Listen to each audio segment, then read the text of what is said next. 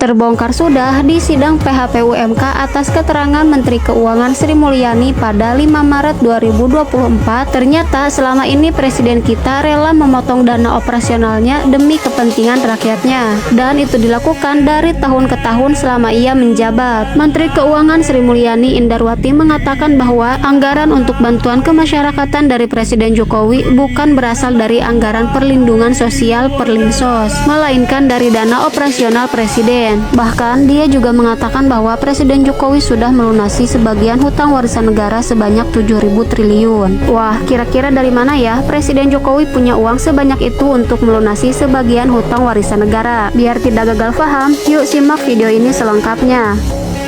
Ngutang, saya ngutang tapi sampai 8.000 triliun, mikir gak anak cucu yang nanggung? Mau dua mana mikir ke situ. Bapak, VT saya banyak loh yang mengungkap tentang hutang negara, ya. Bahkan kalau saya live, saya selalu bahas tentang hutang negara. Ya, mungkin Bapak yang tidak paham tentang hutang negara, saya akan jelaskan sekali lagi, ya. Mumpung saya lagi ada semangat untuk menjelaskan, supaya apa? Bapak tidak menyebar hoax, ya. Bapak tidak berpikiran jahat terhadap pemerintah, ya. Supaya juga menambah pengetahuan Bapak tentang hutang negara, ya. Mudah-mudahan saja penjelasan saya nanti membuat Bapak agak terbuka matanya, kupingnya, ya, pikirannya, wawasannya. Jadi begini, Pak.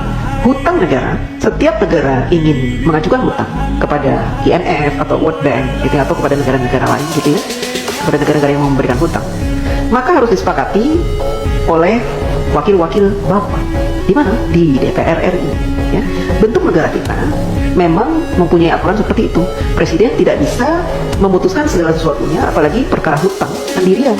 Jadi harus dinegosiasikan dengan DPR, dan DPR punya peraturan bahwa negara tidak boleh berhutang, ya, yang mana pembayarannya, cicilannya itu melebihi 60% dari penghasilan negara, ya. Nah, saat ini sejak Bapak Jokowi menjadi presiden, hutang negara kita itu tidak lebih dari 35%. Artinya jauh di bawah batas maksimal berhutang yang ditentukan oleh DPR RI, yaitu 60%. Artinya apa? Kita masih berada di ambang aman, ya. Dan saat ini Indonesia terkenal sebagai negara yang hutangnya sedikit dibanding dengan Jepang, Amerika yang sampai 200% dari PDB-nya, Jepang sampai 210%, kemudian negara-negara lain, ya, bahkan tetangga-tetangga kita, Singapura, hutang itu banyak. Nah, kita hutang sedikit. Beberapa tahun yang lalu Bapak Jokowi juga sudah melunasi hutang warisan sebanyak 7.000 triliun. Bapak heran kan dari mana uang 7.000 triliun itu kok Pak Jokowi bisa membayar?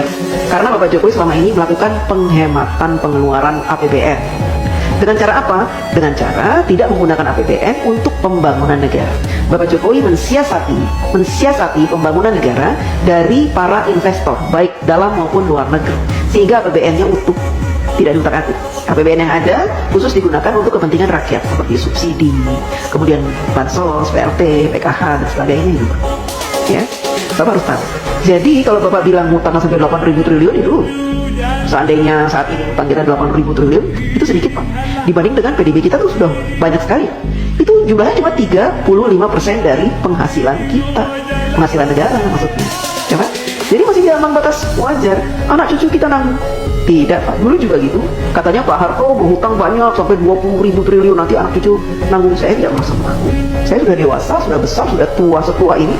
Tidak pernah saya merasa menanggung beban hutang negara, tidak. Itu kan hanya kiasan-kiasan yang diberikan oleh